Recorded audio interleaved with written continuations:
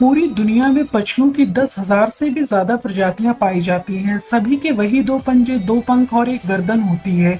लेकिन इन्हीं में से एक ऐसा पक्षी है जिसकी एक अलग ही पहचान है, जो आसमान का सीना चीर के हजारों मीटर ऊपर 120 किलोमीटर पर आवर्स की रफ्तार से उड़ता है, जो खुद के कई गुना अधिक वजन के शिकार को भी अपने पंजे में दबोच कर उड़ जाता है।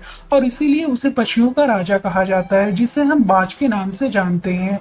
और एक बाज इतना ऊंचा मुकाम हासिल करता है अपनी ट्रेनिंग, अपनी पुनर्जन्म की वजह से। अगर आप भी इस दुनिया में एक मुकाम हासिल करना चाहते हैं तो एक बाज को बाज बनाने का पूरा सफर आपको जानना बहुत जरूरी है, क्योंकि 25 से 30 की उम्र तक आने के बाद भी लोगों को रिस्क लेने से डर लगता है। लेकिन एक बाज के जीवन की शुरुआत ही रिस्क से होती है। जिस उम्र में बाकी पक्षियों के बच्चे सिर्फ ची ची करना सीखते हैं, उस उम्र में एक मादा बाज अपने बच्चों को पंजे में दबोच कर हजारों मीटर आसमान की ऊंचाई में उड़ जाती है, उसे ये बताने के लिए कि तेरा जन्म आसमान का सीना चीर के सबसे ऊपर उड़ने के लिए हुआ है। तेरा जन्म पक्षियों का बादशाह बनने के लिए हुआ है। जमीन से हजारों मीटर ऊपर ले जाकर मादा बाज अपने पंजों से उसे छोड़ देती है, और यहीं से शुरू होती है उसकी हाई रिस्क ट्रेनिंग। वो चूजा जमीन की तरफ तेजी से गिरने लगता है, थोड़ा नीचे आता है तो उसके पंख खुलने लगते हैं। नीचे आते आते वो अपनी पंख फड़फड़ाने लगता है, लेकिन वो अभी तक उड़ना नहीं सीखा है। वो जमीन से कुछ ही ऊपर होता है। ऐसा लगता है कि कुछ ही सेकंड में उसका जीवन समाप्त हो जाएगा, लेकिन अचानक एक पंजा उसे अपनी गिरफ्त में लेता है और वापस आसमान में उड़ जाता है। वो पंजा होता है उसकी माँ का, जो उसके पीछे उड़ रही थी। उसकी ये ट्रेनिंग तब तक चलती रहती है जब तक वो उड़ना नहीं सीख जाता है।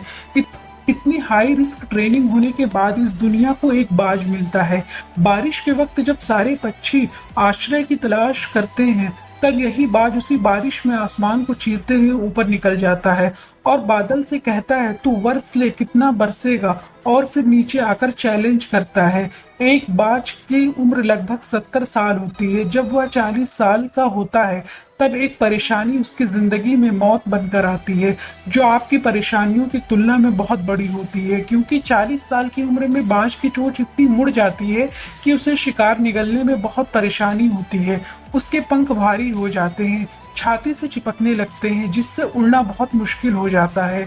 उसके पंजे लंबे और लचीले हो जाते हैं, जिससे वो शिकार को सही से नहीं पकड़ पाता।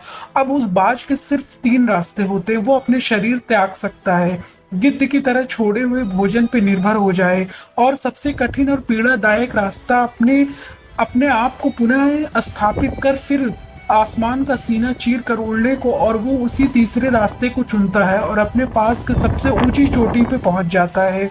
उसके बाद अपनी नई चोंच से अपने पंजों को काट देता है और फिर इंतजार करता है नए पंजों के उग आने के बाद। वह अपने एक एक पंख को अपने शरीर से अलग करता है और फिर इंतजार करता है नए पंख उगाने का। और इस प्रक्रिया में उसे समय लगता है पूरे 5 महीने का। इन 5 महीनों की कड़ी तपस्या से एक बाज का पुनर्जन्म होता है। वो फिर से तैयार हो जाता है। आसमान का सीना चीर कर उड़ने के लिए जो 3 रास्ते बाज के पास थे, वही 3 रास्ते आपके पास होते हैं। लेकिन कुछ लोग पहले रास्ते को चुनते हैं और परेशानियों के तले दबकर सुसाइड कर लेते हैं। ज्यादातर लोग दूसरे रास्ते को चुनते हैं। वो परेशानियों का बोझ पड़ते ही अपने लक्ष्य को छोड़कर एक नॉर्मल लाइफ जीने लगते हैं।